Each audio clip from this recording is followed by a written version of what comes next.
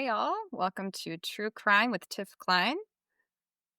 Welcome to my first episode. I know a lot of you have been patiently and impatiently waiting. Today, I will be doing my recap of my first CrimeCon experience, where I traveled to Denver last week, September 4th through the 8th, with my cousin Angelica, and we had the time of our lives. It was a trip that I had looked for over a year.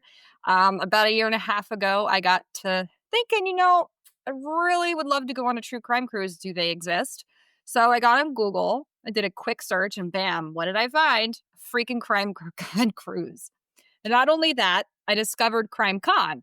So I never heard of CrimeCon before. I don't know how the hell I've never heard of that, considering I'm into the true crime world. Followed Nancy Grace and Vinnie Politan and Nate Eaton and Colby Ryan. And I guess I just didn't follow enough. So while I was researching, they were currently at CrimeCon in Nashville last year in 2024. So I discovered CrimeCon and the crime cruises while they were in Nashville last year. I was half tempted to get in my car and meet my cousin in Nashville, considering my brother and mom live there, and make it for the last day or two because I'm impulsive like that. During that convention, they did announce that the next one was going to be in Denver in September 2025. So what did I do? I booked a platinum pass, duh. And I was lucky enough to snag a hotel room at the Host Resort Hotel, the Gaylord Rockies Resort and Convention Center that everybody got to stay at if they were lucky enough to grab a room in time. And I told my cousin, I'm going big or I'm going home. You can go or you can stay home. I'm going to go either way. There's lots of people that go alone. I found this really cool, Facebook group. And then there's one for solo people who can become friends online and meet when they get there. And so I got the platinum because I wasn't going to travel from Pennsylvania to Denver to stand in line all weekend to hopefully meet the people I really wanted to meet and miss sessions. And just, I wanted the full experience my first time so I could really give my full review on what I got to experience. And I don't like restrictions. I'm not one of those people that I don't like to be restricted. So I traveled across 6 states and I got my full experience. So I didn't want to waste my weekend. I wanted to meet people. I wanted to hear people. So I got the platinum while my cousin got the gold. There wasn't a big difference between the two. If I go again, I definitely just get the gold.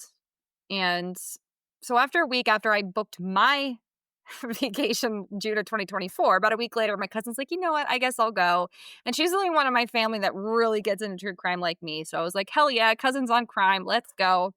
So she decided and she got the gold. Luckily, there were some left. And again, I think I would get the gold moving forward, and I'll tell you why later. But so here I was in June 2024. I had 15 months to go until a trip of a lifetime, and everybody heard me talk about CrimeCon. CrimeCon, CrimeCon, CrimeCon. Oh my God, CrimeCon. And I was also going to a state that I've never been to. So I was really excited.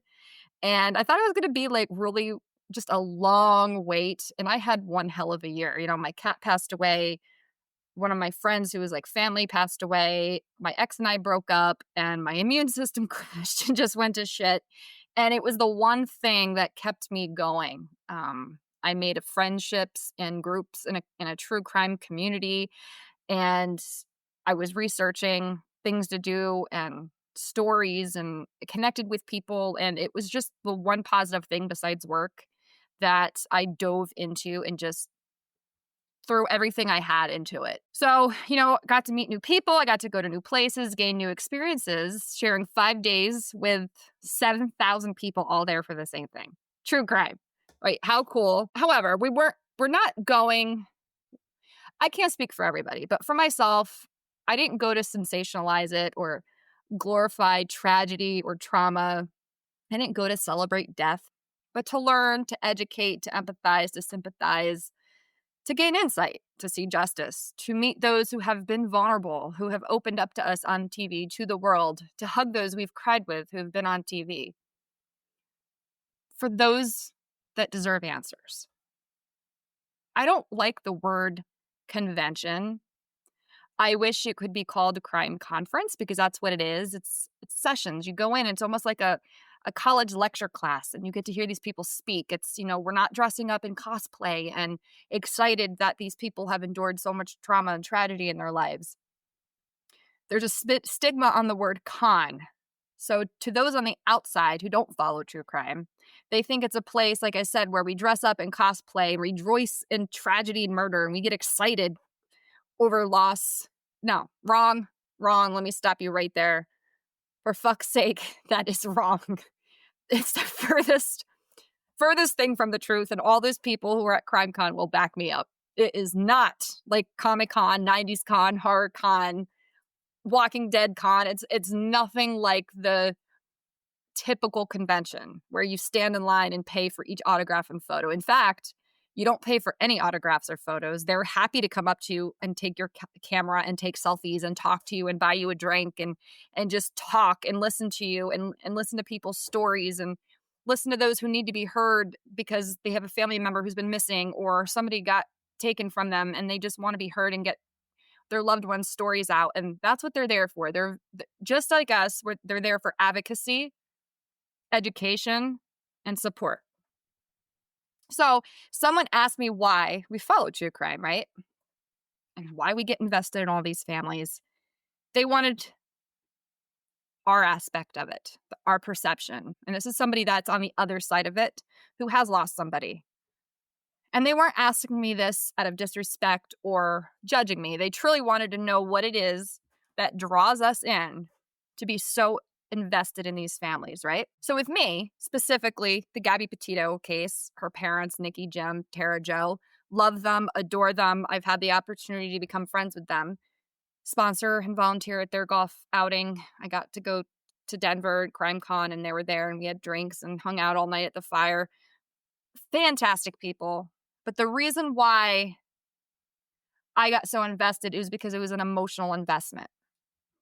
Because my story is so much like Gabby's, down to being a social media influencer, one of my exes wanting to cross country with a van and being strangled, leaving friends, family, and college overnight to live in another state for a guy. I didn't have a support system. I had no plan. My car just got totaled. I was pretty dependent on this person when I was a fully independent person. So it hit pretty close to home when I saw Gabby's story come across TV. And I was honored to tell my story to Nikki Schmidt, Gabby's mom. Back in March, she did an hour and a half Zoom interview with me. And I know Nikki. It was long. I think she gave up editing it because it was so long. But she gave me an hour and a half to tell my story. And it was the first time I ever really opened up in full about the last 2 abusive relationships I had. One being physical, emotional, mental, verbal. And then the most recent was mental, emotional, and verbal. And that one, the one who never laid a hand on me, did more damage, believe it or not. And I know that's really hard to understand, but if you've never dated a toxic class A narcissist, then you will never understand because it's not something your brain can understand unless you deal with it. So for years, I watched Nikki, Tara, Jim, and Joe on TV. I watched every breaking news segment on WFLA with JB, every News Nation segment with Ashley Banfield and Brian Etten, every press release, every interview, every documentary, even Gabby's memorial service that was streamed from New York. It hits close to home, and I realized that I could have been me. That could have been me. I lived it. I survived it. I'll save that for another episode, but I just wanted to loop you in on how and why I'm invested in the Gabby Petito case, why I'm invested in that family specifically more than others. I can relate because I lived it. I have watched Unsolved Mysteries since I was a kid. I'd fall asleep to Robert Stack's voice or Forensic Files. Hell, I still do, and I'm 37. My mom said anytime someone would bleed or get hurt with scrapes and scratches, I'd run over to look. Anatomy never bothered me. I was the kid that would ask for a shot when I went to the doctor and cried if I didn't get one. Morbid, right? Like, what kid goes to the doctor and asks for a shot? A few months ago, I was cleaning out my closet and I found a paper I wrote in 11th grade. So in 2005, I was set on being a crime scene investigator or a radio DJ.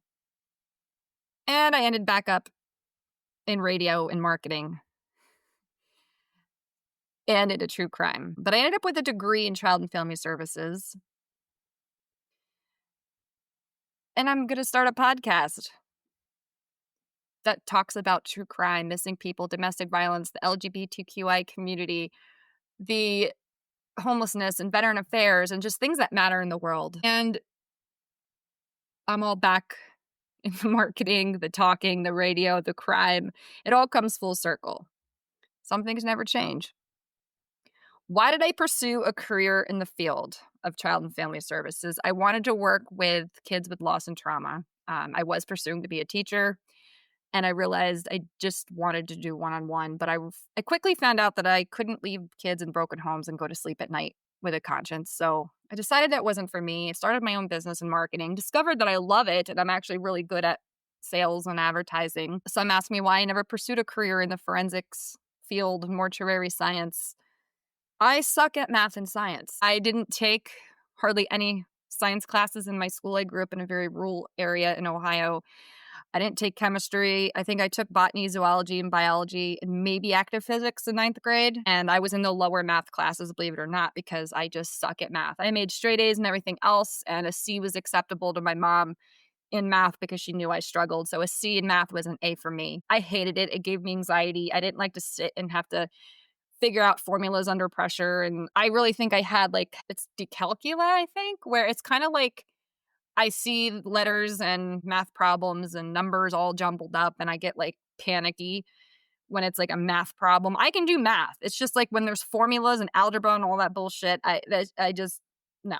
So I knew going into that field, that's, in forensics and mortuary science, you're going to deal with a lot of math and science. I have a hell of an intuition though, and good instincts and street smarts. And I would have been a good investigator if I didn't have to go through the math and science part. But had I had the hustle then that I do now and the drive and I go after everything I want in life now, if I had that confidence when I was 18, I probably would have done it and said, you know what, I'm going to figure out how to do this come hell or high water because this is what I want in life. Yeah, I could still do it now, but I don't want any more student loan debt. So unfortunately, I didn't get to pursue that. Life didn't take that way for me, but it still all comes back full circle.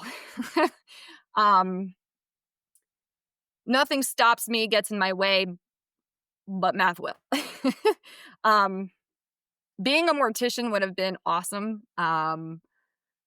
Death investigator, like the distinguished scholar, Joseph Scott Morgan, who I just adore. He is the kindest, most gentle, softest man. If I could have heard him speak all weekend, all day, 24/7 at CrimeCon, I would have sat and just listened to him.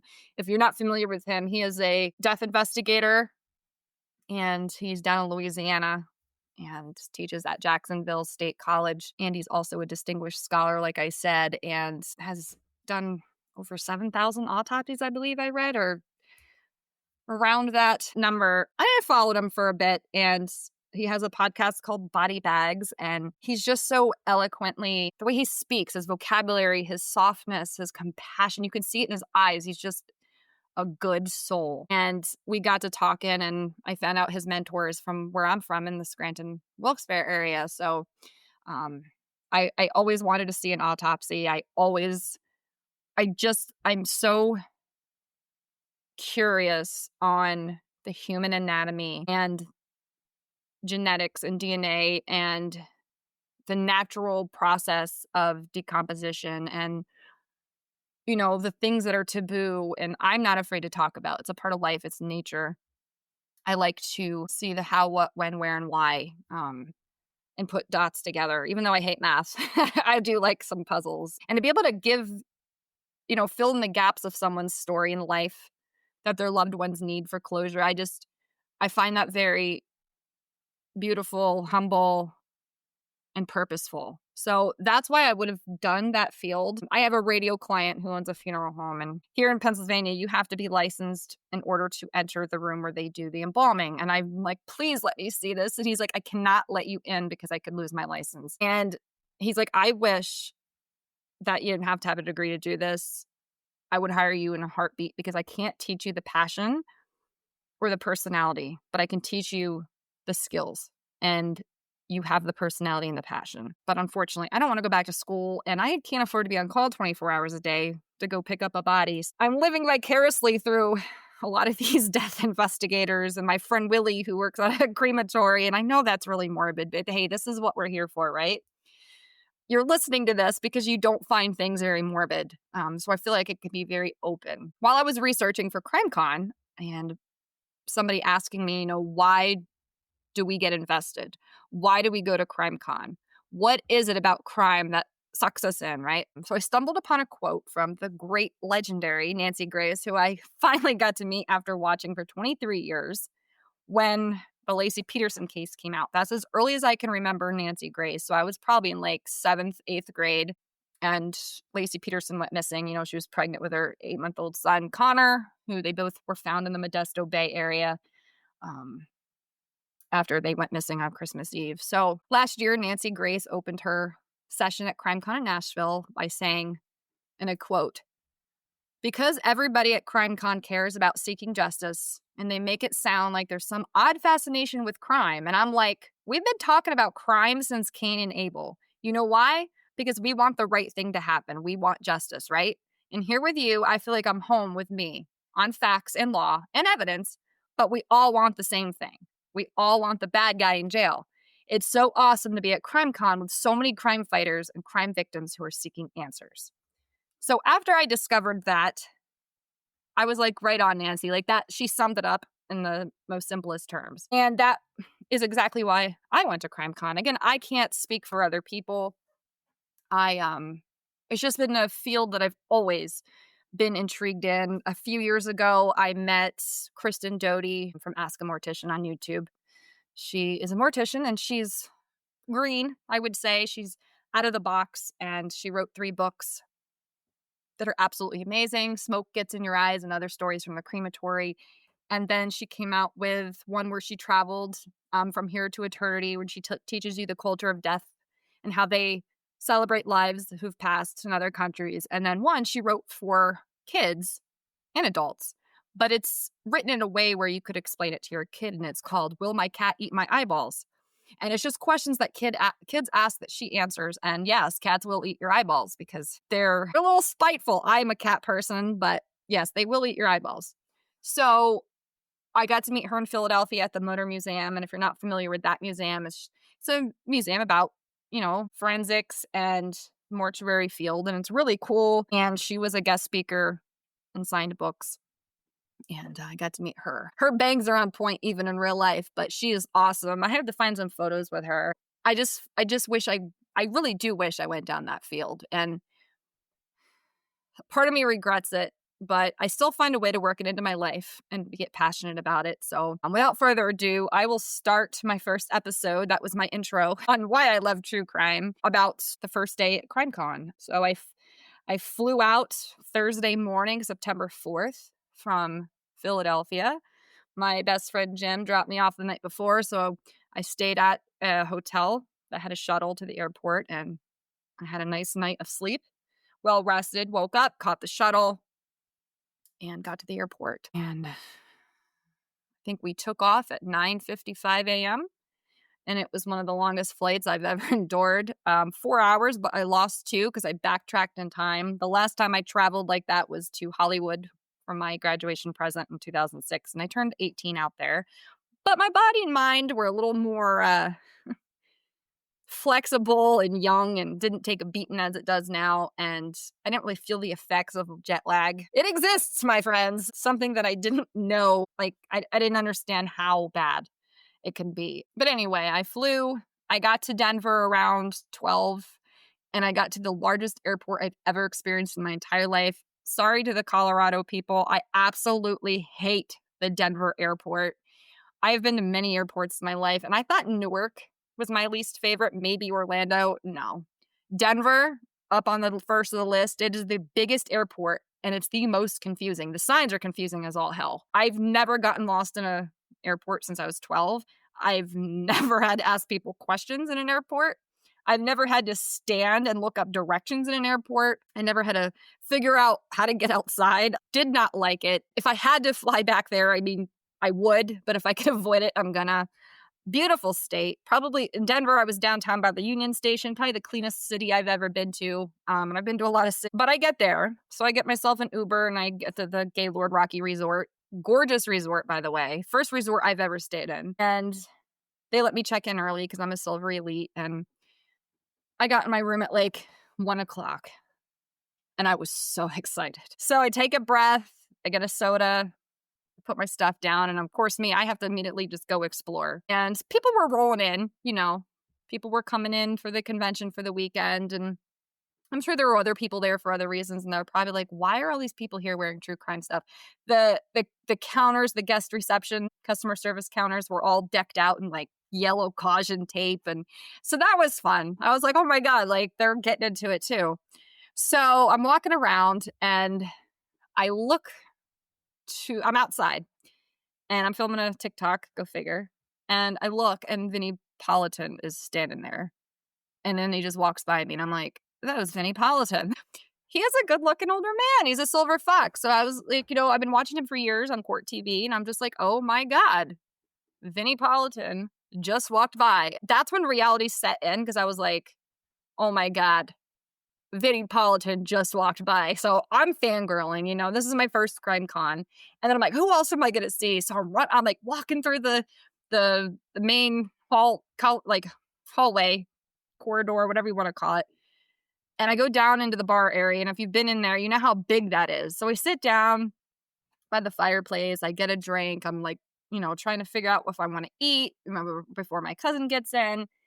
And I'm like, I'll go back up to the room and I'm going to change my shoes so I can walk around more. So I get up to my room and I come back down and I look at guest services and I notice somebody who I have been following for a very long time.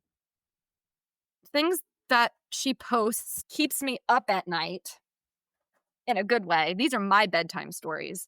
Things that I run to Instagram for because I need to see something morbid. I see famous pathologist, badass queen that she is, Nicole and Gemi, standing at guest services. And I went, holy shit, what do I do? And now I'm not the type of person that fangirls. Like, I know working in the radio and the media industry, TV reporters and radio DJs, and everybody's just doing their job at what they're good at, what they're passionate about, right? They're no different than us. But when you watch these people and you hear these people and you read their stories and see their work and it's admirable, and she's standing there and I'm just like, man, she is one badass bitch in a good way, respectful way. And I'm like, oh man, I can't wait to talk to her this weekend. So I'm excited. The adrenaline's going through the roof and I'm like, hell yeah, I'm at CrimeCon. Like, I had the shittiest year of my life. I'm on top of the world right now. I'm on top because I'm on elevation in the Rockies. So I'm like, hell yes. It was all the suffering that I went through brought me to this moment. Fantastic. So I'm waiting for my cousin Angelica to get in from Ohio. So she lands, I get her an Uber, she gets to the Gaylord. I haven't seen her since March because I went home to Ohio and Nashville to visit my family for a little bit. So she's a few years younger than me, but she loves true crime too. But she's more the podcast. She's a huge fan of Crime Weekly. She loves Stephanie and Derek. Unfortunately, she didn't get to meet them, but we'll make it happen eventually, Angelica. If you're listening, I'll make sure you meet them. So she gets in and we decide to have some drinks and eat and just lay low. Now, there's a kickoff party that night and you had to have an extra pass for that. And it was campfire kickoff, because we're in Denver. So they had this whole campfire theme, right? And I went for like an hour. Angelica didn't get a pass in time. And I know there was just a general and then there was a superior. And there really wasn't a big difference between the two. And I really think that the kickoff party should be free for everybody, but I understand how it could be overwhelming because if 7,000 people are there, I mean, they can only put so many people in a room, right? So I get it. It's exclusive for VIP. I got a bucket hat. I got to like decorate camp style. So I wrote Denver 2025 on it. And then we got pins. So I pinned it to my hat. And then I got to decorate my lanyard with, I bedazzled it, as Nancy Grace would say. And we took Polaroids in a tent. So it was like camp style. It was like Girl Scout camp. And it was so much fun. And everybody was dressed in like flannels and boots. And we had a few girls that dressed up as Girl Scouts, and they were troop CrimeCon. And some people got really into it. I saw these two girls that had like book bags with camping gear. I didn't change into flannel. I wanted to, but I was so exhausted. I just went in my shirt that says "The husband did it," which got a rise out of a lot of people. I had a guy stop me in the airport on the way to Denver asking me if he could take my photo because his wife would love that shirt. Nancy Grace, I had met Thursday evening before the kickoff party in the hallway, and she took a selfie with me, and she says, "The husband did it. They always do." So at that point, she saw it, and then I met Matt Murphy downstairs coming out of the kickoff party, and he liked my shirt. He's like, "Oh, the husband always did." I said, "The wife does it too sometimes." He's like, "Yeah, but more so it's the men." All weekend, people were like, "I need that shirt." Ladies and gentlemen, I got it on Temu for like $7. The husband did it. So look it up. I got a lot of compliments on that shirt. The bartenders were saying stuff. I just thought it was funny, light humor for the theme. So in the kickoff party is where I got to meet Joseph Scott Morgan, and he recognized me. I introduced myself because I had added him on Facebook a few weeks ago and made a TikTok, and he thanked me for making it, and he was so sweet. I mean, Joseph, if you listen to this, I just want to let you know you were the nicest person that I think at CrimeCon that I met, and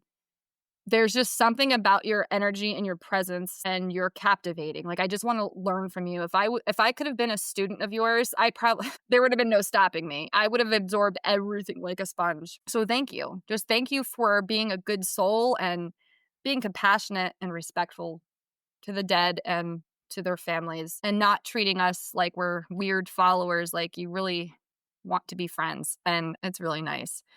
And I'm sorry I didn't get to meet your wife, but I will. I look over to my left, and there's Nicole. Badass Nicole. I finally got a picture with her. I told her, I love everything that she does. I told her she's a badass.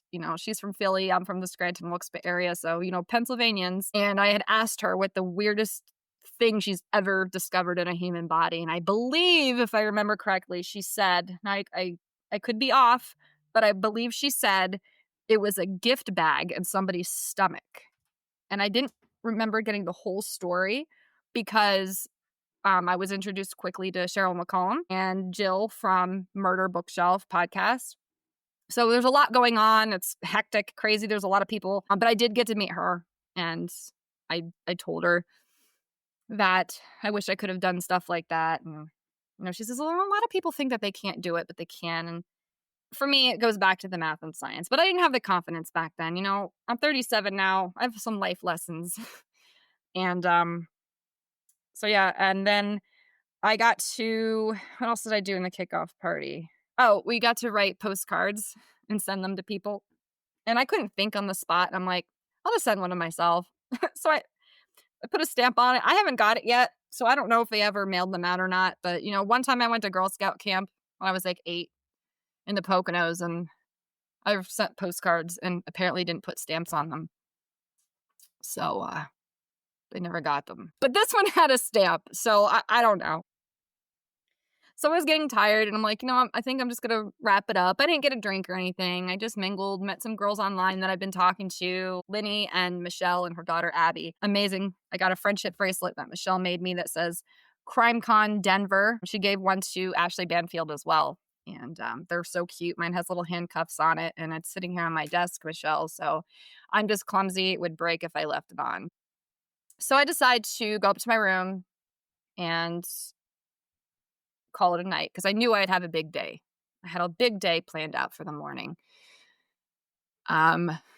So I go upstairs. My cousin had Instacarted shit from Walmart, a 40-pack of water, salads, ham and cheese. I'm like, all right, whatever. We're going to eat for the weekend because I'm not going to lie, the food at the resort is expensive. But we ate the salads on the last day, and we left a lot of water there, unfortunately. I went to bed, and then Friday, I woke up pretty early, and I wanted to hit the floor by 10 because the merch store had opened an hour early at 11 for those who have VIP passes. Now, Angelica had gold and I had platinum, and I'm like, let's go get in line. Well, we see the line and I'm like, no, not even with platinum am I standing in that line. So I was like, it's a merch store. How fast can they run out of stuff that I want? So I'm starting to get nervous because I'm like, oh my God, I really got to get my books. I need a book for Nancy Grace to sign and Marcia Clark and Nicole. Oh my God. So I'm like, I'm trying to figure out who's going in, who can grab me the books, and I would just like Venmo them the money. And I said, okay, I'm going to go to the Platinum Lounge. So I go in the lounge, and Platinum has their own lounge with snacks and coffee and soda and light breakfast items and TV so you can see the sessions you're missing, and you could pre-order stuff from the store, and then someone would go shop and then hold it in the lounge for you. Well, when I got in there, nobody was in there to take my pre-order, so I'm like, never mind. So about an hour, probably around 11, 12 o'clock, I walked to the merch store as soon as it opened, and I didn't stand in line. I just walked right in, and I'm like, so I got all my books. I got a sweater and a hat for my cousin and I, and checked out. The line wasn't even that long. And I'm like, there are people standing here for 2 hours to get in the store, and I literally walked right in as soon as it opened. So I don't know. That's just what I did. I went a little overboard on the books. Nobody taught me the trick. That's one thing in the CrimeCon group of 7,000 people that nobody left a tip on. Don't buy all the books on the first day, because on the last day, they're BOGO. I could have saved half the money, but at least I got them, because my luck, if I didn't, I wouldn't have gotten them. That's just how my life rolls. So after that, I was going to go to the Luigi Mangione session that Jesse Weber of Law and Crime was hosting. And I didn't want to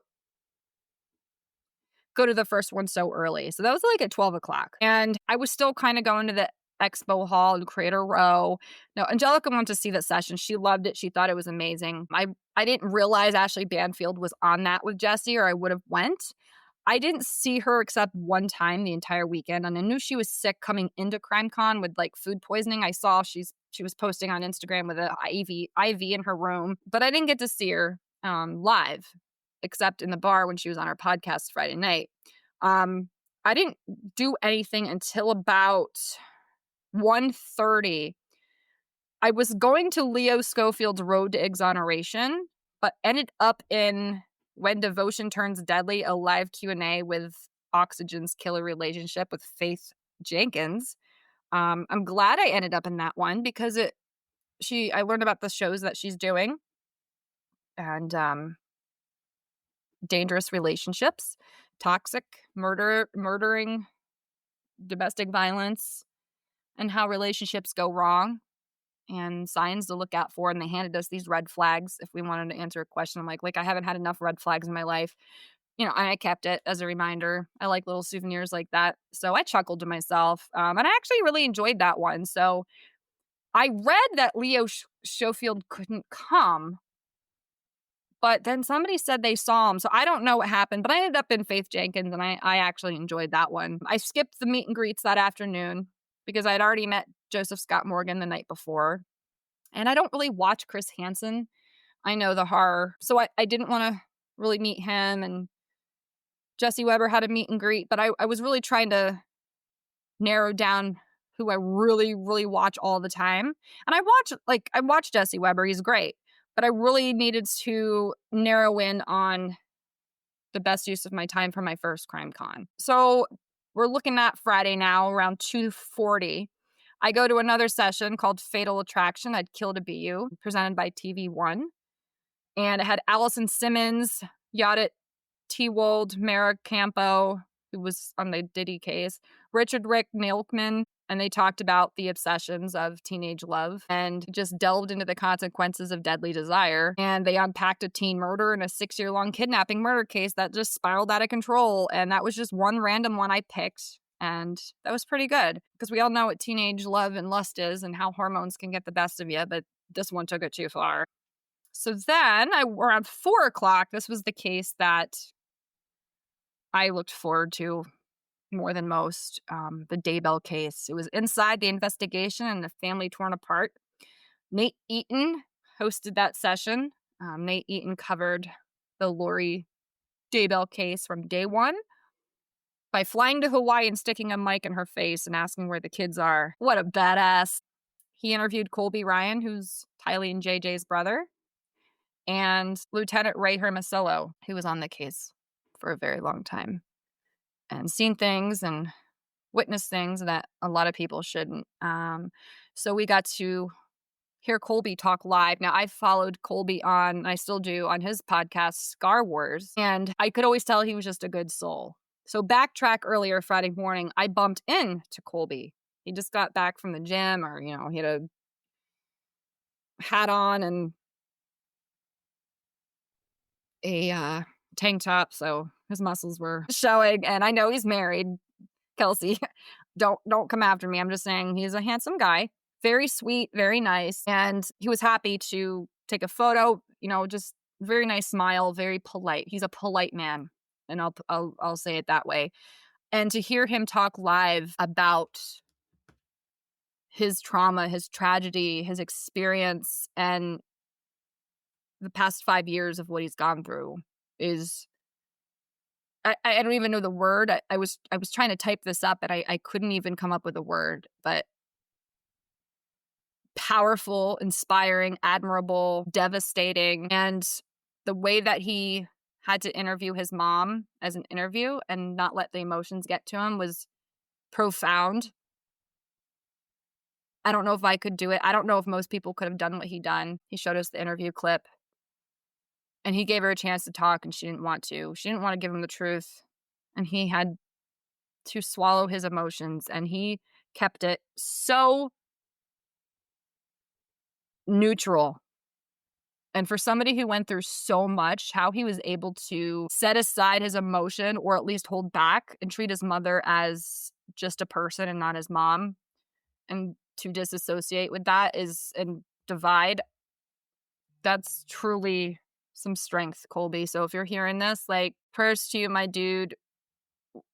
You got a whole family behind you. I know there was a lady that said you have a whole room of mamas. Well, you have some sisters, like I emailed you the other day. You have sisters, not to replace Tylee, because that's your sister, but we got your back. We're your pseudo sisters, and you have family. And then we got to hear Lieutenant Ray talk, and I couldn't imagine the things that he's heard and seen on site, especially when they found Tylee and JJ. And I just really appreciated their honesty and their forthcoming of their experience, and how now that they're all friends, Ray and Colby are like family, and Nate too. I mean, Nate has seen and heard things that I'm sure has scarred him for life. So the three of them are just very, very good people. I didn't get the chance to meet Ray, but I will eventually. We connected on Instagram. But I just wanted to send out you guys are awesome, and you're kicking ass, and you're just strong. And not a lot of people could get through, especially Colby, what you have experienced in your life. And to see somebody come out the other side strong, respectful, looking for the positive to focus on.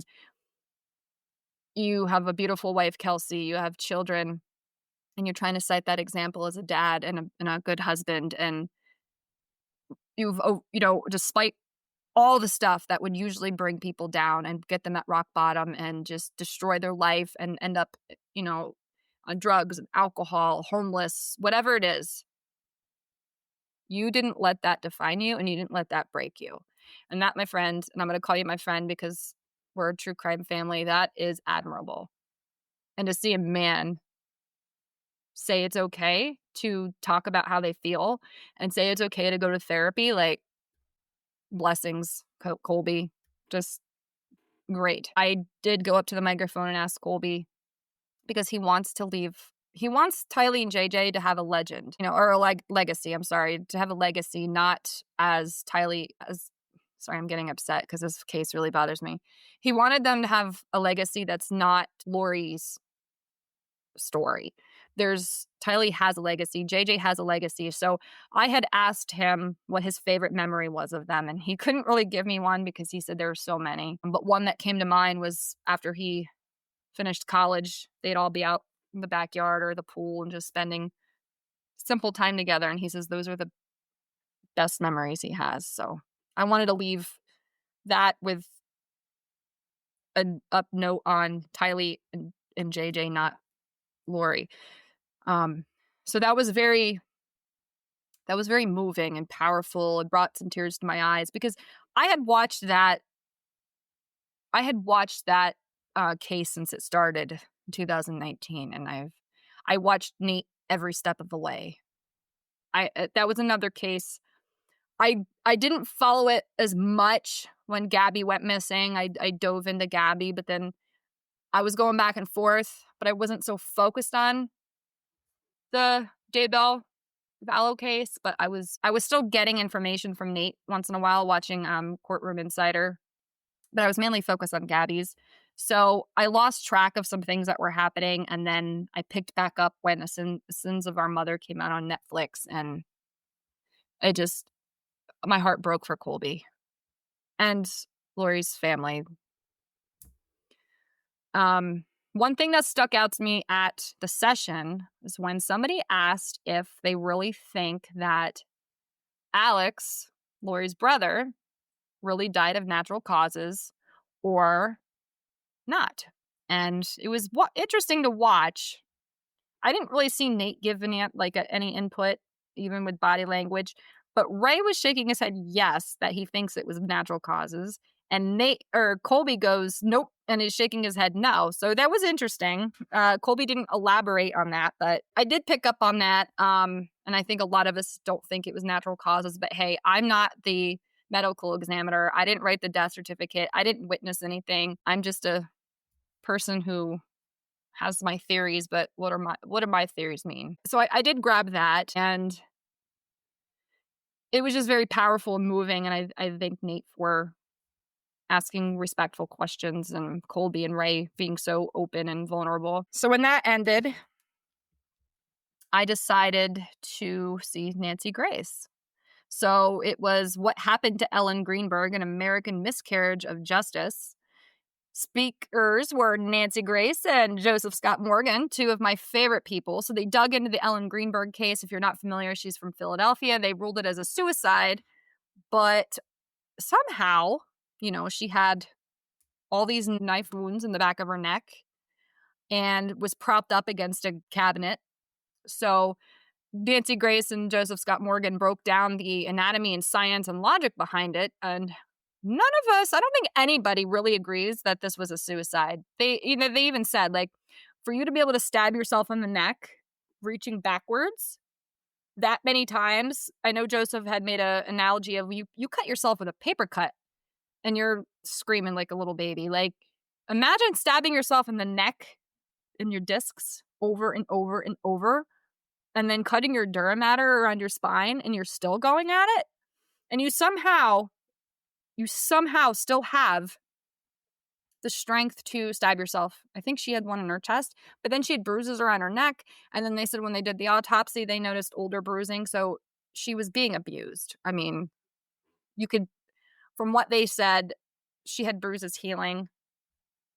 Some new, some old, and that's abuse. She was making dinner. Her fiance left to go to the gym, and then when he came back, he found her. I did get the book from Nancy. I'm not a fully educated person on this case. I'm going to be honest. I knew about it, but I didn't really know the depth of it. So I got Nancy's book. I'm going to read it. But I know that Joseph had said that her parents have given up everything, their savings. They sold their house because lawyers get expensive, trials get expensive, and they're still trying to get justice. They want the case opened back up. Joseph and Nancy would like the case opened back up. This was a homicide, we believe. Again, I'm not the doctor, but if Joseph Scott Morgan and Nancy are going to say that they spit facts and logic, I'm going to go ahead and agree with them. It's horrible. I don't think anybody would be able to stab themselves. I think I don't want to misspeak. I just know that it was multiple times, and I just don't agree that it was a suicide. I don't understand the logic of who those people were that said, you know what? I think it's logical for somebody to stab themselves in the neck and the back that many times and be able to sit there and deal with it and keep doing it. And then prop themselves up against the cabinet after doing all that. It's just,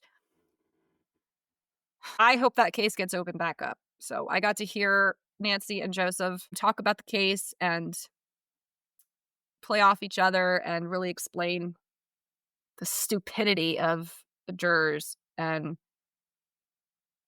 for the doctors closing this as a suicide. I don't know. I don't know. Again, I have to dig deeper. I don't want to misspeak and say false information. So I'm going to leave it that one really powerful. I did have to leave halfway through because I wanted to meet Nancy Grace again, even though I met her in the hallway the night before with her entourage and they were trying to rush her and she just ignored them and kept taking pictures of the people in the hallway. But I wanted to meet her again because I got her book and I wanted her to sign it. So this is where my platinum pass was worth it because the whole room was full of people and I got to go right in the fast pass lane.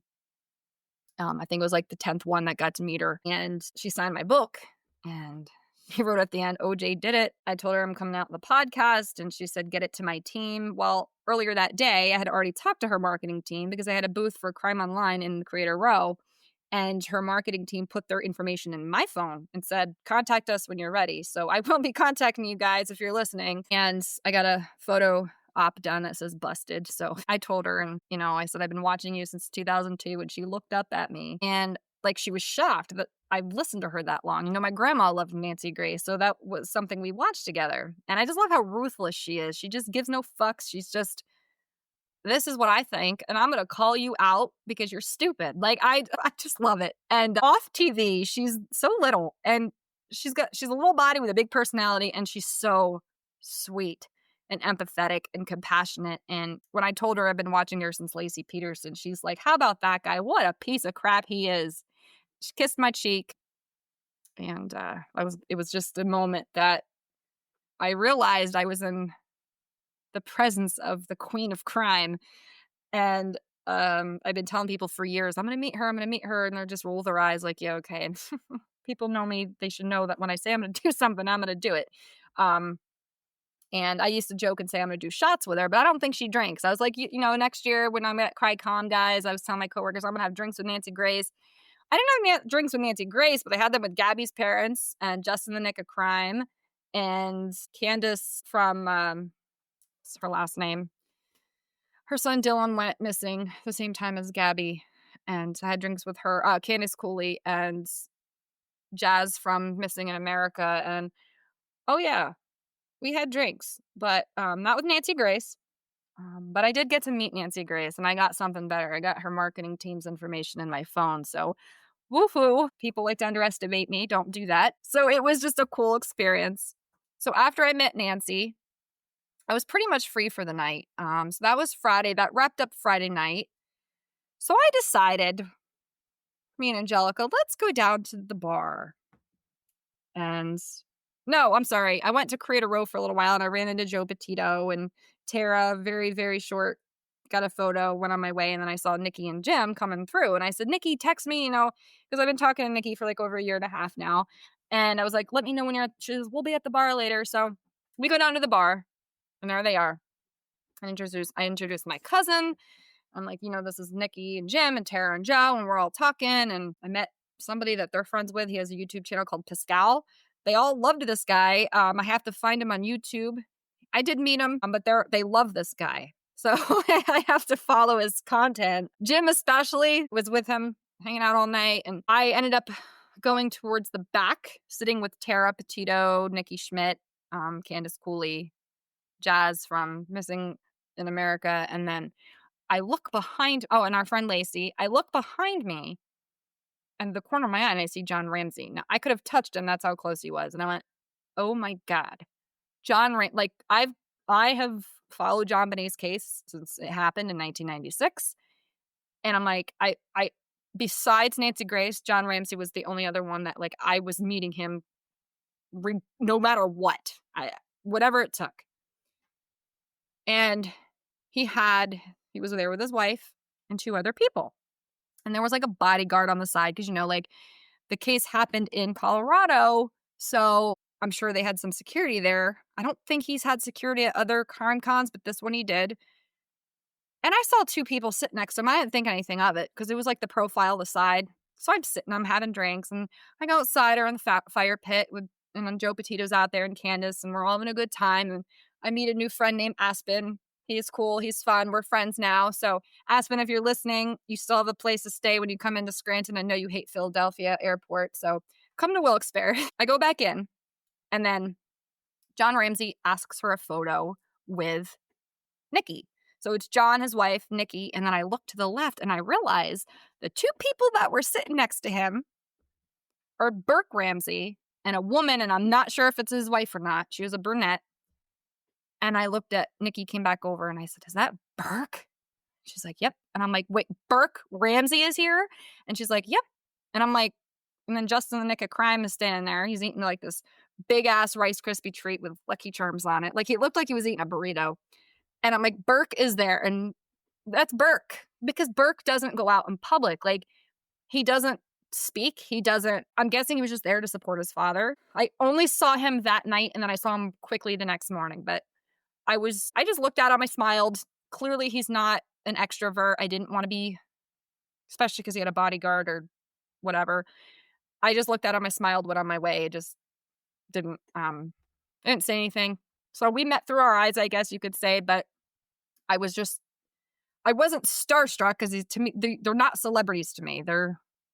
They're people who their lives have been shared in front of the camera. That's all, like that. I don't know how else to explain it. So I didn't want to be that person, but I'm like, oh my God. Like, I'm thinking sitting there going, oh my God, he's going to speak tomorrow. He's going to speak on stage with his dad. And I'm like, why else would he be here? I'm like, oh my God, like this is once in a lifetime. We get to hear it from Burke. And they left. So I'm now down 3 martinis, and I'm hanging out with,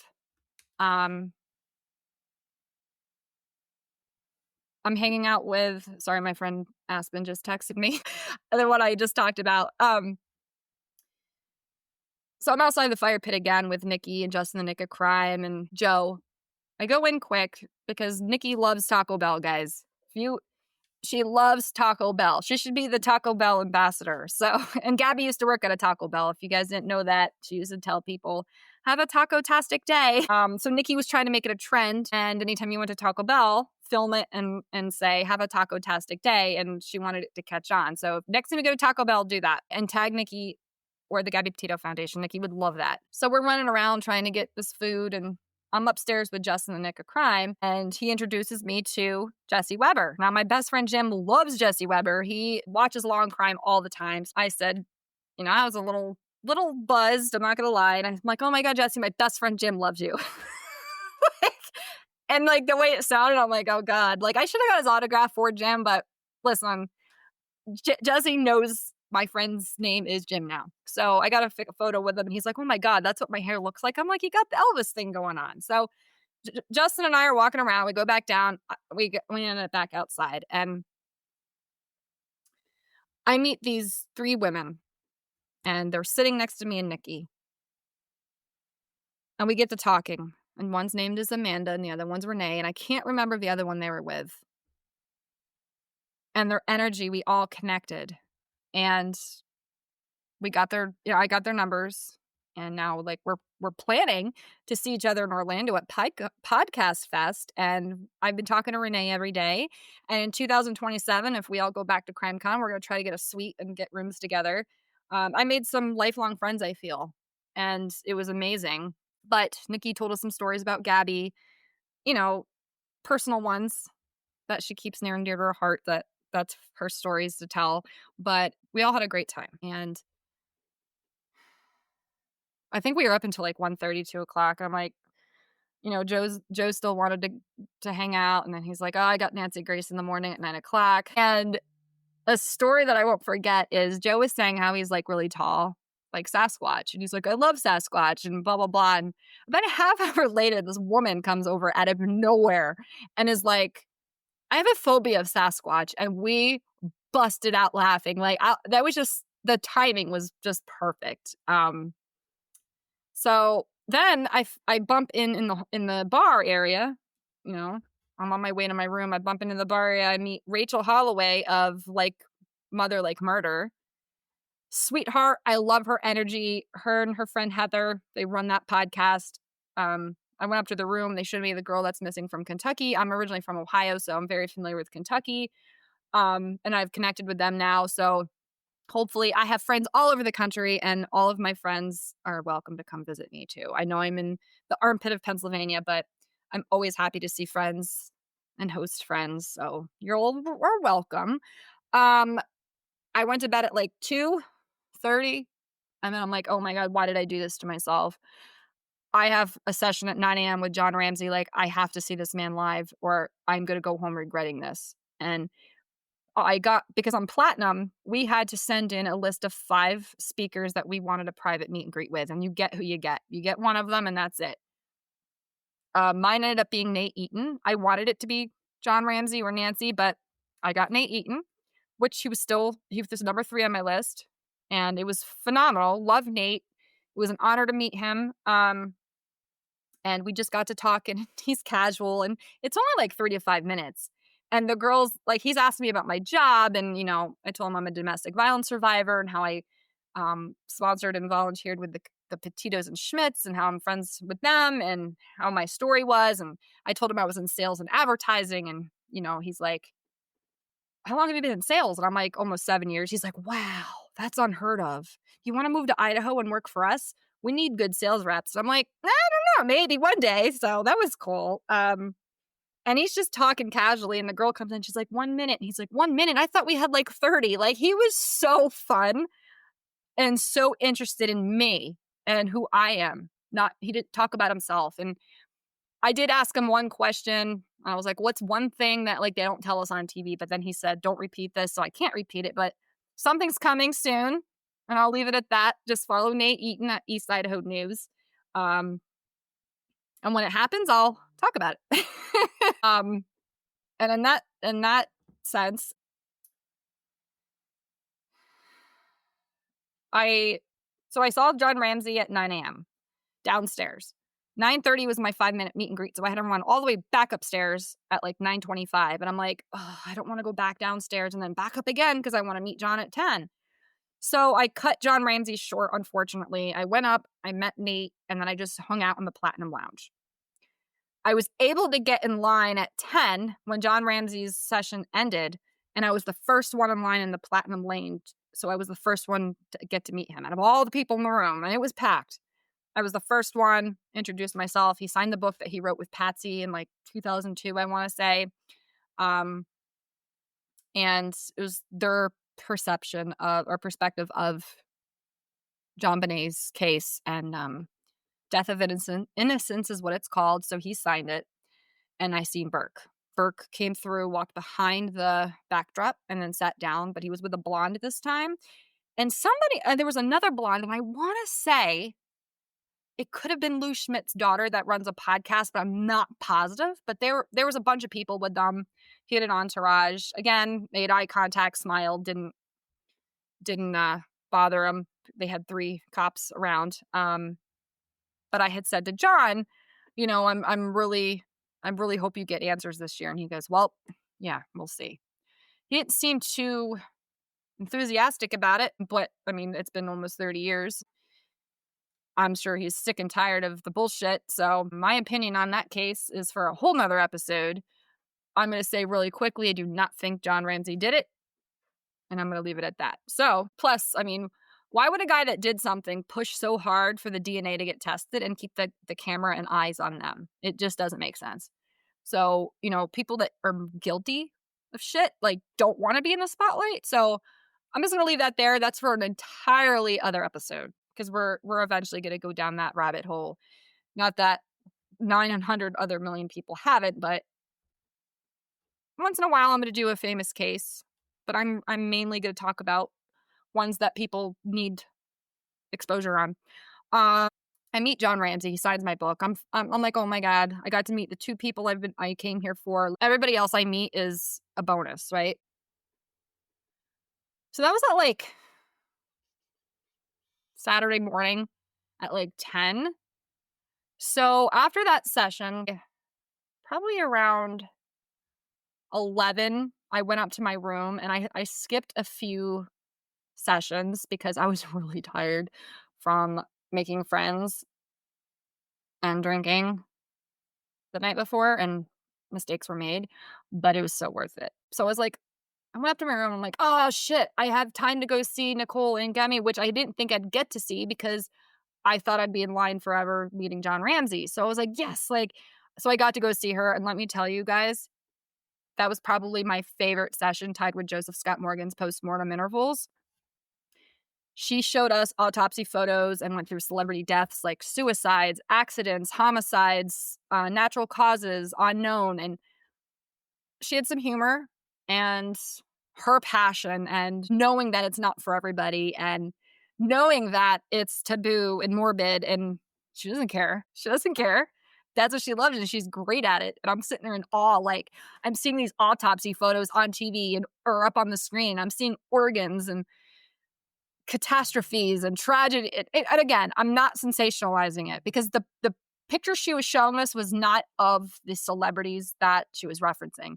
They were similar. There were pictures of similar causes of death to these celebrities, if that makes sense. But to see it up, Jane Mansfield and Bob Saget and Robin Williams and Chris Benoit and Princess Diana and Bob Marley, so many. And I was just sitting there going like, I could be at work in Wilkes-Barre right now, but I'm sitting here watching slideshows of autopsies of celebrities and hearing a badass talk about pathology. And I'm like, I'm on top of the world right now. Like I'm in my element. I'm in my glory. I could sit here all damn day. And I really could have sat there all day. Like it's just mesmerizing. Like I just love learning and educating myself on things and diving into the unknown and the curiosity and the taboo and anatomy. Like that's what it is. It's stuff that we don't see every day. We don't see the insides of bodies. We don't see organs, So for me, it's like, oh, like I really want to see what this looks like, So that was really cool. And Nicole, if you hear this, like, thank you. Thank you. That was so neat. And I was so afraid I wasn't gonna be able to see your session. And for my first CrimeCon, people were like, don't feel like you have to do everything. No, I did everything I wanted to do, and I met every single person I wanted to meet without stress, except for Ashley Banfield. So I'm a little sad, but I'll meet her one day. But I had a great time, and that session was my favorite, besides Joseph Scott Morgan's. So then I'm like, you know what, I am really tired. Then I decided to go upstairs, and I was like, oh, there's another case I wanted to see, and it was the Susan Smith caught in the camera eye. Tommy Pope hosted, and I wasn't a big fan of that one, only because there was nothing that he dove into that we didn't already know. There wasn't anything like fascinating or suspenseful or mouth-dropping. It was more of how he got started as a prosecutor. He didn't really, this is my opinion. I loved his personality. I thought he was funny, but I didn't feel like I got his experience working on that case. I felt like it was more about his career, if that makes sense. And I'm not downing him for it. He seems like a very gentle guy and like calm and, smart and experienced.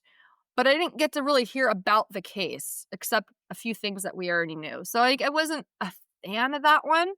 But I'm sure people pulled things out of it that they loved. It's not for everybody. Then we took a lunch break, and then I'm like, okay, now I'm like, I need a break for a few hours. I'm pushing myself too hard, and I still have 2 days to go. So I skipped a few. I didn't get to see John and Callahan Walsh. I didn't get to listen to. There was like a 2:00 fingerprinting case that I was like, I'll skip it, and so hopefully I'll get there Sunday. I did, however, get up, grab my book called Trial by Ambush, written by Marcia Clark, and I went and stood in line real quick with her, and she signed my book. Really quiet lady, didn't really talk, signed my book, and I went on my way. But I do have that. I really wanted to see the victim impact statements, but I was so tired and I needed a nap. So I missed that, unfortunately. Colby Ryan was in it, Madison McGee, Josh Lank, Renee Williams, Kent and Lisa Landry, and I really wish I got to it, but I needed to rest. So this is where everyone's like, don't feel like you have to do everything. So I took a little bit of that into consideration. And then it was like 4:15. I'm like, oh, hell no. Joseph Scott Morgan's talking. I'm there. So he had a session called Postmortem Interval, What are the dead trying to tell us? He talked about rigor mortis, algor mortis, liver mortis, how your body stiffens up. What are the dead trying to tell us in the elements that they're left in? What significance do they hold for death investigators?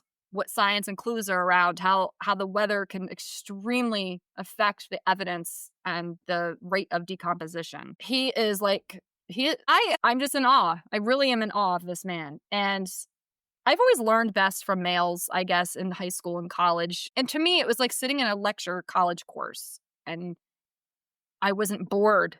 I was so captivated.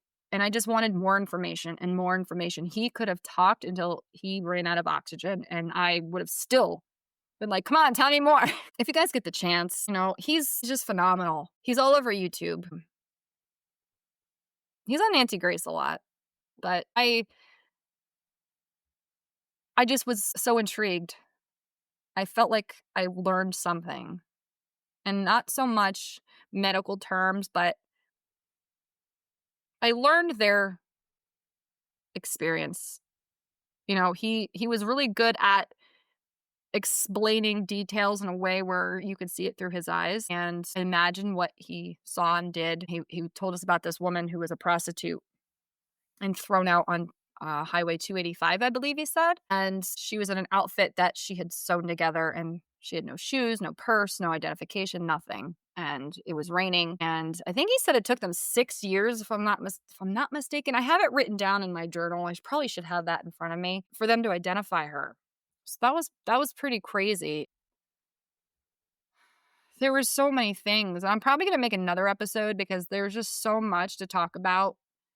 And I can tie them into other episodes because some of the sessions I heard could tie into some of the things I want to talk about down the line. I'm trying to give you guys a overview of my experience in my first time at CrimeCon. I can go into depth on these sessions in other episodes. I'm not going anywhere. I don't have to cram it all into an hour, 2 hours. So I got to see him live, and it was an honor. Truly, it really was. And how he went to the catacombs in Paris, that would be something I would love to do. Just mesmerizing. And then that was Saturday night, and my cousin went to see Crime Weekly live podcast taping. I did not go to that. I was in Creator Row, hustling and networking like I do, because I'm in marketing and sales, and that's just what I do. That's who I am. Nancy Grace's team asked me, give me the microphone for her podcast and said, if you can ask Nancy one thing, what would it be? And I said, anything coming up for that piece of crap, Scott Peterson, that she referred to as. And if there's any other information that's coming out, I would love to hear more on that. I know how much she hates him, like Casey Anthony. Oh, I could listen to her for hours going on about those two. So then there was cocktail hour for the VIPs who were going to the Clue Awards. I skipped the cocktail hour. It was on the front lawn. Everybody was dressed to the nines. And then we went to the Clue Awards. You had to have a separate ticket to go to the Clue Awards. You were VIP or you're platinum. If you didn't have the separate ticket, which is included with these passes, you could have a standard and pay for this Clue Award separately, but it was like $300 for the dinner and the awards. So it was the 4th annual CrimeCon Clue Awards at 8 o'clock. We went down. You could just pick a table. And it was hosted by Ice-T. And, because he's part of one of the longest standing crime shows on network. And they just recognized outstanding projects across television, documentaries, podcasts, books. And then we got a 3-course dinner. So it started with a salad. And then you had a choice of like chicken, pork, and maybe salmon. I don't remember. And then you had a dessert and then coffee and an open bar. And then they announced the nominees for each of those categories. And I was so happy that American Murder, the Gabby Petito story, won the Outstanding Docuseries of 2025. So big shout out to my friends, Nikki, Jim, Tara, and Joe. You guys deserve it. It was beautiful. You gave us Gabby's story the way you wanted us to have Gabby's story. You showed us who Gabby was in that documentary. And it was beautiful. And to see you guys win in person, I cried, I shouted, I was excited. When I saw Jim upstairs and I said, congratulations. He's like, oh no, give that to Nikki and Tara. They do all that work. And I said, you and Jim do too. He's so humble. So the dinner was good. And I didn't drink. I didn't take any alcohol. I just wasn't feeling it. Plus, I was a little scared because people were like, "Oh, watch your alcohol intake." And the night before, like I didn't get wasted. I wasn't hungover, but I was tired, and I didn't want to go down that road again. So we went. That was beautiful. We did our photos and met some people, and my cousin got some crazy stories from the woman that sat next to her. We laughed. Sometimes you just run into people and you're just like, why? Why am I subjected to this? We laughed so hard later that night we couldn't breathe. So thank you to that woman who decided to be an open book. We went to bed early. I know Renee and Amanda wanted to meet us at the fire pit again, but Angelica and I were so wiped out. We're like, we got to go to bed. And I think a lot of people went to bed after the Clue Awards. It seemed more quiet on Saturday. So Sunday was the last day. So I woke up and I don't remember what I did on Sunday morning. Hold on. I know I should have all this planned out. I was invited to an 8 a.m. secret breakfast as a platinum VIP holder. And Brian Etten was there between 8 and 8:30 just mingling, saying hi to people. And then Kelly Siegler, I think what's her name, from 8:30 to 9. I skipped out on that breakfast because I went and got the light breakfast in the Platinum Lounge so I can get my signed program. I didn't want them to run out. And I'm sure they had one for every single platinum and diamond holder, but I didn't want to chance it. So I got it. I was the first one. I got mine. And I had like bagels and coffee and juice. And then I was going to go Brian Etten's meet and greet, but I had already met him in the lobby like Saturday morning or maybe Friday morning. And he was so sweet. Such a good looking guy. Just a doll baby. And he's exactly who he is on TV. And, he was another one that I had followed since 2021 every day, the Gabby Petito story. And he's an amazing reporter. Amazing. I love how he gives you facts, but also will give you his opinion. So that was a pleasure meeting him. And one of my favorite photos. He was just one that we took a selfie in the hallway. So I skipped out on the meet and greet. And unfortunately, I didn't get to see Body Bags live podcast taping. I really wanted to with Joseph Scott Morgan. But again, I was hanging out with some friends that morning. And then my cousin Angelica and I went to the restaurant to have a nice breakfast. We wanted mimosas. And we had this really awesome breakfast burrito that was like bigger than Chipotle. And it was fantastic. So we had breakfast together. That's what we did. And then 12 o'clock came and there was a session I wanted to watch called Expert Witness Profiles, Predictors, and the Promise of AI. And I thought this would be really cool because I work in digital and we use AI for sales. And it was with Dr. Ann Burgess and how they use AI and how they explore it of law enforcement and expert testimony in the age of artificial intelligence. And how machines learn algorithms that are comparing cases like the Ted Kaczynski, Ed Kemper, and some other cases. And it's just how AI could transform the very nature of testimony, evidence, and truth in the courtroom. So I'm going to catch up on that on Crime HQ when they release it. And because I figured like that's one I could just watch at home. So I skipped that. And Sunday was a very light day. CrimeCon ended at like 4. I jumped in line. Everyone's gonna laugh at me. I know Nikki was like, this is weird. I jumped in line to do my meet and greet with Nikki, Jim, Tara, and Joe. I had my Gabby Petito Volunteer Foundation shirt on from the golf fundraiser. And when I was at the fundraiser in Long Island in June, I could not pin these 4 down in the same damn room to get a picture for the life of me. I would have 2 of them and then I would turn around to get the other 2 and I'd get back and then those 2 were gone, or one would come over and then the other one would leave. And I'm like, oh my God. So I had separate photos and I just wanted a nice photo with all of them. And I know they probably get sick of me, but I look up to them. They're inspiring. They're heroes. They're saving lives. They're changing laws. They're kicking ass. They are saving lives. They're finding people. And Gabby is too. And Nikki knows this. And she knows I admire them all. They all do. I love them.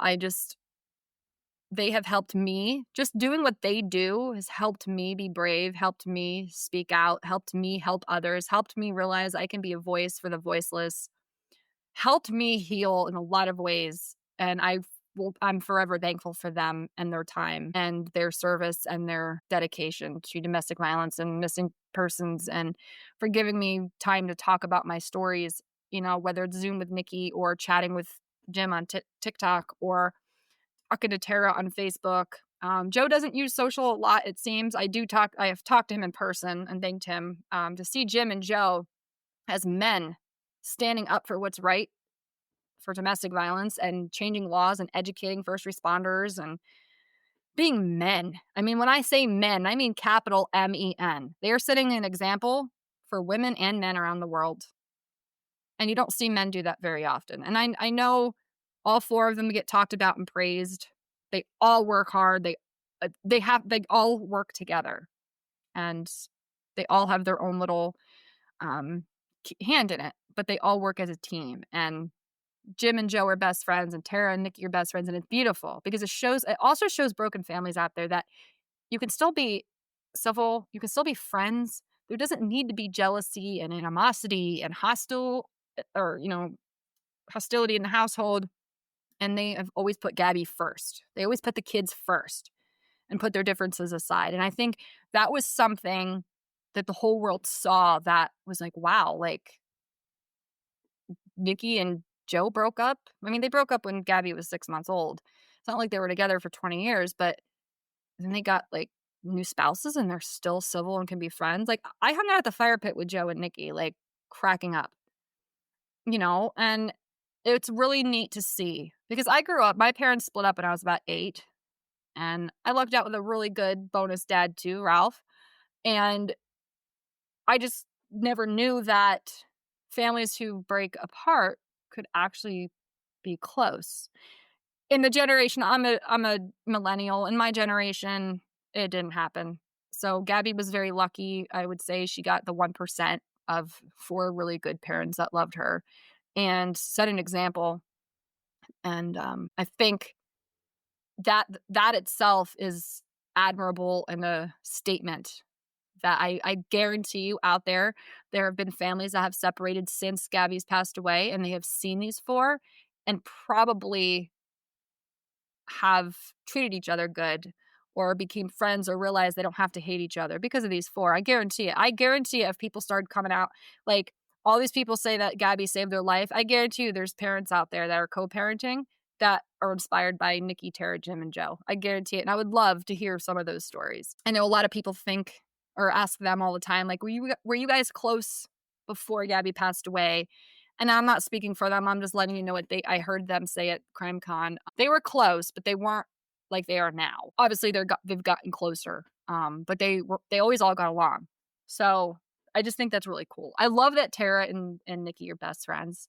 Like, they do everything together, and it's neat. You don't always have to hate the ex or the spouse of your ex or whatever it is. And, Joe and Jim they go golfing and they hang out. Like, I just love it. It's such a positive, it's just a positive force. And I think they inspire more people than they really think they do. I honestly, they're so humble. They're so humble. I could talk about them all day. They're just amazing people. They see me come and they're like, oh no. They're really kind. They are. And they hung out with me at Friday night at CrimeCon all night and introduce me to other people and tell people that I help with the foundation. And it means a lot because I try my best. I really do. I try to really help that foundation. And I buy sweaters and stickers and books and T-shirts and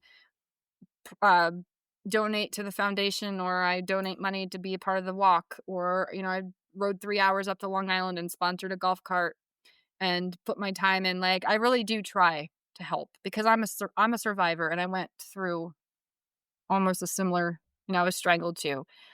I just want to help. They've inspired me to give me a safe place to speak, and I bottled that up for a long time. And now the more I talk about it, the more I heal. And I've had people tell me that I'm helping them. So that's what it's all about. As Tara Petito always says, hashtag together we can. That's what it's all about. So they had me, they laughed when they saw me. They're like, oh, there's Tiff. Like, So I got my photo. I was really excited. I'm like, finally, I don't have to chase you guys around. And then I had a little bit of a break. So I hung out with my new friend Lacey, who I've met through Gabby's parents, and we went shopping in the merch store. And then I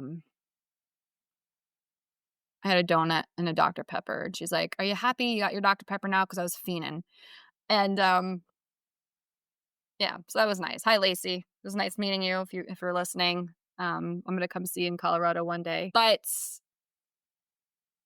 that I went and seen the last session, and you had to be a member of Crime HQ to get into this session. And Nikki, Tara, Joe, and Jim closed out CrimeCon by doing an interview for us to talk about the documentary that they won an award for. So you had to be a Crime HQ member, and you had to get a pin to be able to get access in. And there were so many people. I did a fingerprinting experience like right before it, and I sent the wrong guy to jail. I had to lift fingerprints and try to identify whose fingerprints were what and what the main object was and this, that, and the other. And I failed miserably. So I got out just in time, which was a really cool experience. I got out and I learned that they can identify you by your lips, your lip prints. Did you know that? I never knew that. I never even thought of that. And you can identify dogs by their nose prints. So if they have like dog fights and you had to identify one by like the nose print on the glass, they could actually lift that and identify a dog that way. That's really cool to me. So anyway, back to the Crime HQ session. Gabby's parents closed it out, and it was just a conversation about what they do, about what they want people to know, about what they've learned, what they've, things that they've discovered over the past year, things that they want us to know since the documentary came out. If you were there, you know. And then they showed us a slide of Thal, who shall not be named because he doesn't deserve it, page of the autopsy, because people still think this piece of shit is alive, and it's comical, and I'm not gonna lie. In the beginning, I was one of those people that thought he's alive because I was listening to all the propaganda bullshit on TikTok and Facebook and Instagram, and you go down that rabbit hole without thinking about how this can affect that victim's family. You don't see it. You don't realize it, that they're on there. They're on TikTok reading these comments. They might not answer. They might not respond, but they're reading them. So take that into consideration. If you lost somebody and all these conspiracy theories were coming out of just lies, and you're reading these, and there's millions and millions and millions, and no matter what you say, people don't listen to you. Like, how frustrating and traumatizing. So I can only imagine the four of them reading this stuff. And I think what they've told me, they ignore a lot of it. And they don't have to defend themselves because they know the truth. So rewind, back in December, Nikki was telling me some things that was never released. And she told me it was going to be in this upcoming documentary that was going to be released in February. Nobody really knew it was coming out yet. And I'm like, oh my God, I can't tell anybody this. But I was honored that she told me this stuff and trusted me. She still told me some stuff that wasn't in the documentary. But again, I don't repeat things that she tells me. She tells me this because she wants me to. And she wanted the world to know she would tell the world. I was like, okay, this makes sense and that makes sense. And I was a believer that he was alive for a while. And I went down this rabbit hole in this case and just finally tried to see it from a victim's standpoint, victim's family. Put myself in, if this was my brother that went missing or my son or whoever that is that's close to me, how would I feel? I've heard Gabby's parents, I've heard Colby Ryan say this, I've heard multiple victims' family members say this. They're real stories with real people, with real trauma and real tragedy. This is not entertainment. This is not TV. This is not a source of a distraction. It's not an obsession. I mean, maybe some people are obsessed with it. I am only speaking for myself. And after I got to know Gabby's mom more on a personal level, it really started to click that, yeah, I watched them on TV. I've cried with them. I've rooted for them. They were part of my family in my living room. They're still people like us. Just because they're on a Netflix documentary, just because they were all over all the news, They had to deal with their trauma and grief in front of the world. And I couldn't even imagine. And I could do a whole episode on them, and I know I talk about them a lot, and I just adore them. Anyway, that's for another episode. I'm sure there'll be more about them. They showed us a slide of the autopsy of his. Now, Jim made it very clear that it is public information, and I found it the other day because I was curious. There is a 47-page public autopsy report of him that you can read. And the media put out that they only found like 2 bones. No, they found like almost a whole skeleton of bones. And the DNA testing and what teeth were found and this, that, and the other is all in the autopsy report. And if Gabby's parents are going to sit there and tell us that he is not alive, I'm going to advocate with them and try to squash rumors so they don't have to keep hearing it. Because Jim was like, please, for the love of God, just like stop. Basically, I'm paraphrasing, but it's like, come on, like give it up. He is not alive. And if her parents are coming out and saying that they all agree and believe that he's not alive, I mean, for fuck's sake, please give it a rest. Please take it for what it is and just stop. I saw recently a video going viral on TikTok of some girl wanting clickbait views and saying that she saw him across the street, but yet there's no footage of him. And now other people are like playing off that. And it's like, I got on there and made a video of the opposite of her parents said he's not alive. So, but yeah, no, that doesn't get any likes or views or, but the false information does. And that's the problem. And I will say this because Gabby's mom had told me this and her, the rest of them will too. He was not related by being a brother or cousin of a dentist. His dad was not a retired NYPD cop or had anything to do with them. He sold juicing machines, okay? His mother was not part of the district attorney's office. So all these rumors that have gone around, do some damn research. I mean, their jobs are, like, you can find out anything you want basically on them. Like, I really learned that you can't, and I was guilty of it, but I try to research and do my facts now. And that's the ethical part of true crime where you want to state facts. And, it can get really messy and you can hurt a lot of people if you say the wrong thing. And I understand that. But for just, please educate yourselves. No matter what it is you're talking about, what it is that you're passionate about, just have facts.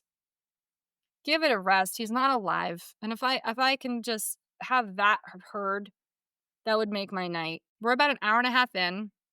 Listen, this is my first episode. I could talk and talk and talk and talk.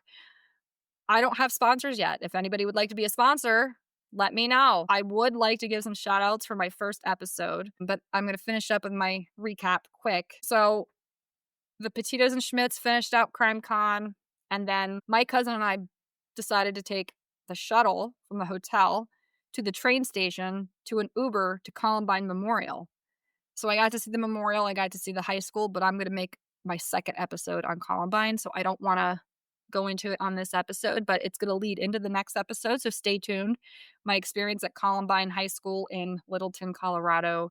If you do follow me on TikTok, Facebook, I'm sure you've seen the videos, but wow. So with that being said, I would like to give some shout outs to people who have helped me get to this point. First, obviously, the Petito and Schmidts for giving me my voice back and giving me a safe space to be brave. And to Gabby, because of Gabby, her story just made me talk and heal. So thank you, Gabby. Nick Gaylord of Our Dead Dads podcast. He is rebranding, but I did get to meet him at the Gabby Petito golf fundraiser in June, and he had me hop on his podcast because I had added him on Facebook the night before. He's like, "Oh, come see me," blah blah blah. So I hop on his podcast, and it's so much fun. I'm like, "Oh my God, I could do this all day," right? So he's a great conversationalist, by the way, and he runs a podcast for grief and that it's okay to open up and talk, but you're still allowed to laugh and just talk. It's okay to talk about it. And we got to talking about my domestic violence story, and it's episode 53 on Our Dead Dads podcast. If you guys want to look it up, I'm about an hour in right after Joe Petito, and he's a great person. He is such a good guy. So we connected, we've stayed in touch, and I said, I really want to do a podcast. He's like, you're a natural, you really need to do it. So about a week later, he had sent me a list of all the things I need to start my own podcast. The equipment, the softwares, the subscriptions. So my brother, leading into a thank you towards him as well, Hunter, he has a degree in sound and technology. He went to school in Tennessee. So I gave him the list that Nick kindly provided to me, and he did his research and found me some of the same things, some different things that best suited my budget and needs. So thank you, Hunter. I gave him a budget, and he just put it all in my Amazon cart, and I just went click out. I just trusted him. Excuse me. So then everything comes in pieces like within a week. And I got the mic, I got the soundboard, I got the monitors, I got the laptop, the desks, the speakers, the headphones. Like, I went crazy. I went ham. And I was like, if I do something, I go big or I go home. I don't half-ass things. And I got it all set up because he had called me and FaceTimed me and walked me through how to hook everything up and download everything. I'm like, this, hell yeah. He's now my tech guy. He can log into my computer from Ohio if I have a problem. He can edit my shit. I was like, great, perfect connections, right? So I threw him a little bit of money for his time, and he's so intelligent, this kid. And I'm so envious that he got the smarts, because wow, is he smart. So, I got it all set up, and I have some decor now that I just need to finish. So maybe for my Columbine episode, I will film. I didn't want to film it tonight because it's not all situated. Yeah, I just wanted to say thank you to them. Thank you to Colby Ryan, who had been emailing me back and forth a few times about some of the software he uses for his Scar Wars podcast. You can find him on YouTube. So thank you to him. That was really helpful. Rachel Holloway of Like Mother Like Murder, she sent me a list of things today that I could use to help enhance my podcast. She took the time out of her day to do that for me, and I thank you so much. For my new friends from CrimeCon and my supporters that have followed me on social and recognized me at CrimeCon and came up to me wanting to meet me, I'm humbled. That's amazing. Thank you so much. I hope to talk to you more. To the people who have messaged me wanting me to tell their story about their missing loved ones or domestic violence stories or want to be interviewed, stay tuned. I will make it happen. Email me your cases that you want me to research. truecrime.tiffkline@gmail.com. I'm usually always available. I live on social media. It's just my thing, but I also work in sales. So during the day, you might not hear from me, but at night, you probably will. I'm going to try to release one episode a week just to get my feel and get my groove. I'm not expecting this to blow up overnight. I know things take time. And in this area, I had branded myself with my food photography business. So I know things take time, and I'm not doing it. If I get one person that hears it and it helps them in life, that's why I'm doing it. That's it. I just like to help people. I like to talk. I like insight. I like to educate. I like to meet people. So this should be fun. I want to give a shout out to Michelle, my new friend from CrimeCon, for that bracelet she made me. And thank you to everybody that's just been very supportive this past year of hell that I lived. And, Jim and Julie and Kim and all the other friends that I had strengthened my relationships with, and my coworkers for dealing with me talking about CrimeCon for a year and a half, and now seeing it all over Facebook. They're probably like, oh my God. Like, my family for the same thing. They're probably just like, oh my God, shut up. But luckily my dad, Ralph, he likes true crime. So I'm hoping to get him to the one in 2027. So we'll see. But it was an experience, and I highly suggest, if you love crime and true crime, to go. The next one's in May in Vegas. I'm not going, unfortunately. It's just too close to the one I was just at for me, and Vegas doesn't really interest me. So I really would like to go to New Orleans or England in 2026, or a cruise with my mom, whatever. So we're looking for like one in New Orleans or whatever. So I plan to go back in 2027. So maybe there'll be some different speakers because it does seem like a lot of the same ones go. And I'm like, I just met them. Like, I love them, but that's only 8 months away. I'm gonna wait until because it seems like they do September, May, September, May, and they've been doing this since 2017, I think.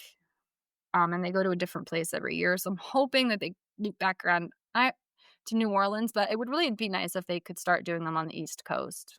I know they did one in Orlando, but like it would be really cool if they did some in Pennsylvania, New York, Maine, Carolinas, something closer for the East Coast people.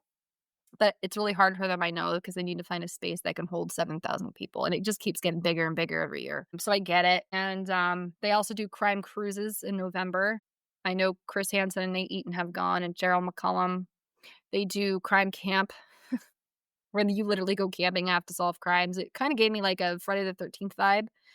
And then they do a CrimeCon London in UK.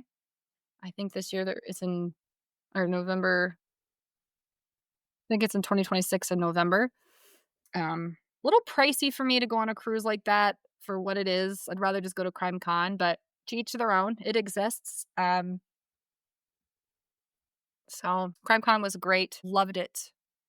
I was in my element. I was with my people. I learned a lot. But I think the one thing I'm going to take from CrimeCon and close out this first episode is just because you see it on TV, just because it's on social media, doesn't mean it's always true. And it doesn't mean that someone's tragedy or trauma is a source of entertainment. It doesn't mean that you can say anything you want without having facts to back it up, because you could ruin somebody's life. You could traumatize them even more. These people have enough to deal with. The last thing they should have to deal with is false accusations and bullshit going around the internet to millions and millions. That's the problem with social media. I love social media, but the wrong things go viral. And that I just wish we could have a change in that. These algorithms, I swear, set up for negativity. I swear to God. But it was a trip of a lifetime. It was expensive, but worth it. And again, if I ever go back, which I'm going to, let's be honest, I'm going to go with the Gold Pass, because the only difference was Angelica, my cousin, got to do everything I got to do.